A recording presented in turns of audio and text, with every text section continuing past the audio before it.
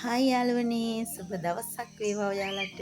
ඔන්න අදත් උදේම ලස්සන වීඩියෝ එකක් අරගෙන ආවා. පේනවා නේද? වටේ හරියටම මීදුමින් වැහිලා. හරිම ලස්සනයි, හරිම සීතලයි. ඉතින් උදේම වැඩ ටික ඉක්මනට ඉවර කරලා මම මේ ලෑස්ති වෙන්නේ මගේ ඔළුවට තෙල් මසාජ් එකක් දෙන්න. ඉතින් මට හිතුණා මගේ ආදරණීය යාළුවන්ටත් මේක පෙන්නන්න ඕනේ කියලා. ඉතින් ළමයි මගේ කොණ්ඩේ ටිකක් දිගට තියෙනවා. හැබැයි ඉතින් ඒක රහසක්. අද ඒ රහස ඔයාලට මං කියලා දෙනවා. ඇත්තටම කිව්වොත් මං හොඳ තෙල් එකක් හදා ගන්නවා.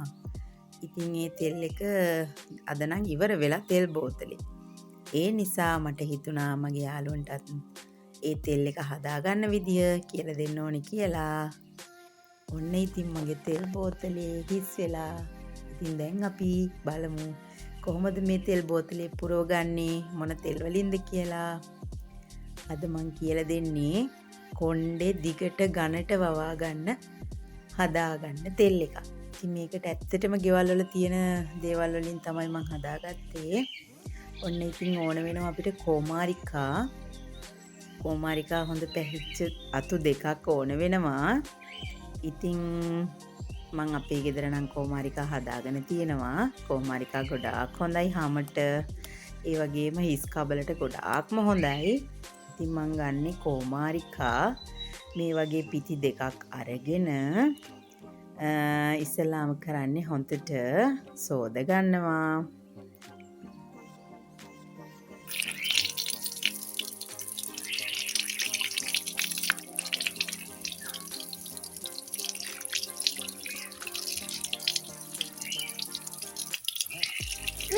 ඊට පස්සේ මේ තෙල් එක හදන්න ඕනේ වෙනවා පිරිසිදු පොල් තෙල්. ඒ වගේම ටිකක් හොයාගන්න අමාරු වෙයි ඔයාට ඔලිව් තෙල් නම්. ඒත් කමන්නේ යාළුවනේ කඩේ තියෙනවා පිරිසිදු පොල් තෙල් බාගයකට ඔලිව් කාලක් විතර තිබුණොත් හොඳට පැති. ඉතින් මං ගත්තේ මෙන්න මේ පිරිසිදු ඔලිව් ඔයිල් එක. ඒ දෙකම ඕනේ වෙනවා. ඉතින් ඔයාට චුට්ටක් හොයාගන්න අමාරු වෙන්නේ ඔන්න ඕක විතරයි. ඊට පස්සේ මම මේ කොමාරිකා පිටි දෙක පොඩි පොඩි කෑලි වලට කපලා ගන්නවා. මේ විදිහට කපලා අරගෙන හොඳ භාජනයකට පිරිසිදු මේ වගේ. හැබැයි ඉතින් ඔයාලට හිතේ මේ භාජනේ පිරිසිදු නැද්ද කියලා. නෑ මම මේ තෙල් හදන්නම තමයි මේ භාජනේ තියාගෙන ඉන්නේ. ඉතින් ඒ භාජනයට දාලා පිරිසිදු පොල් තෙල් ටිකත් ඒ භාජනයටම දාගන්නවා. ඊට පස්සේ මේ කෑලි ටිකට ඔලිව් ඔයිල් ටිකත් එකතු කරගන්නවා අපි. ඔලිව් ඔයිල් කාලක් විතර තිබුණොත් හොඳටම ඇති.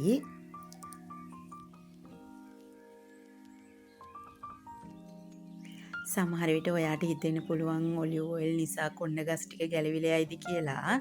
නෑ එහෙම වෙන්නේ නෑ. ඉතින් ඊට පස්සේ මේ ටික ඔක්කොම දාගෙන අඩු ගින්දරේ ලිපේ තියාගෙන ඔයාලට පේනවද? මේ තමයි උළුහාල්. උළුහාල් ටිකුත් මේ තෙල් එකට අපි එකතු කරගන්න ඕනේ. දැන් ඔන්න බිබිලි දාලා තෙල් එක හොඳට පැහෙනවා. සාමාන්‍ය ගානින් මේ තෙල් එක පැහෙනකොට අපි ලිප ඔෆ් කරගන්න ඕනේ. ඔයාට දැන් පේනව නේද මේ තෙල් එක බුබුලු දාලා පැහෙන විදිහ. එකලා ටිකක් හැන්දක් අරගෙන මේ විදිහට කලතගෙන ඔන්න දැන් හොඳටම මගේ තෙල් එක පැහිලා තියෙන්නේ. මේ වෙලාවේදී මම කරන්නේ ලිප ඔෆ් කරගන්නවා. ඔන්න කෑලි ටික හොඳටම තැම්බිලා. කොමාරිකා මම පොත් අයින් කරේ නෑ. පොත්ත පිටින්ම තමයි කපලා දාගත්තේ. දැන් තෙල් එක හොඳටම පැහිලා නිසා මම ලිප ඔෆ් කරලා පැය භාගයක් විතර නිවෙන්න තියෙනවා.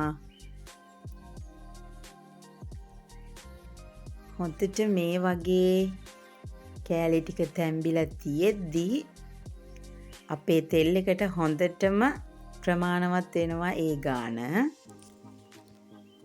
ඉතින් යාළුවනේ මේ තෙල් එක තමයි මගේ කොණ්ඩේ ගොඩාක් ලස්සන කරන්න මට උදව් වෙලා තියෙන්නේ.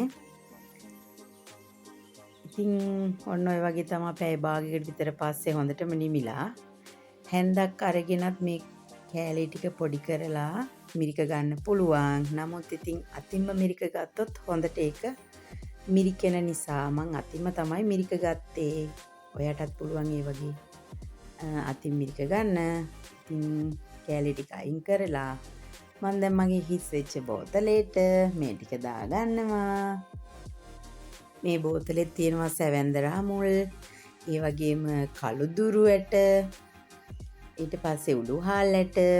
ඔයාලට මේ බෝතලෙට එකතු කරගන්න පුළුවන් නම් ගොඩක් හොඳයි. එහෙම පුළුවන් කෙනෙක් ඉන්නවනම් ඕනෙමත් නෑ. ඉතින් ඔයාට පුළුවන් කමක් තියෙනවා නම් මේවා බෝතලෙට දාලා තියාගන්න. ඉතින් මේක හරිම ගොඩාක්ම සාර්ථක බෙහෙත් එකක්. මගේ ඔළුවට නම් මට හිතාගන්න බැරි විදියට මගේ කොණ්ඩේ යන්න පටන් ගත්තා. ඉතින් මට හිතුණා මේ බෙහෙත් එක හදාගන්න ඕනි කියලා. ඉතින් ඒ විදිහට තමයි හදාගත්තේ. දැන් අපි බලමු කොහොමද මේ ඔයිල් එක ඔළුවට දාගන්නේ කියලා. මම මේ බෝතලේ පාවිච්චි කරන්නෙත් හරිම ලේසි මට මේ බෝතලේ විදියට ඔළුවට දාගන්න. මෙන්න මේ වගේ හැම තැනටම දාගන්න ඕනේ ඔළුවේ. ඊට පස්සේ කෙස් ගස් අගිස්සෙත් හොඳට ගන්න ඕනේ. හොඳට තෙල් ටික කොණ්ඩ ගස් වලට දැනෙනකන් හොඳ මසාජ් එකක් දෙන්න ඕනේ. ඊට පස්සේ ඉතින් කොණ්ඩේ තද වෙන්න හොඳට ගෙඩියක් බැඳලා පැය 5ක් විතර ඉඳලා දවස් එකක් දාගන්න. ඊට පස්සේ ඉතින් ඔන්න ලස්සන කොණ්ඩයක් ඔයාට ලැබෙනවා. ඉතින් අදත් මගේ වීඩියෝ එක ඔයාට වැදගත් වුණා නම් ලයික් කරන්න, කමෙන්ට් කරන්න, ෂෙයා කරන්න. තව දවසක එන්නම්. එතකම් පරිස්සමින් ඉන්න. සරණයි. බයි.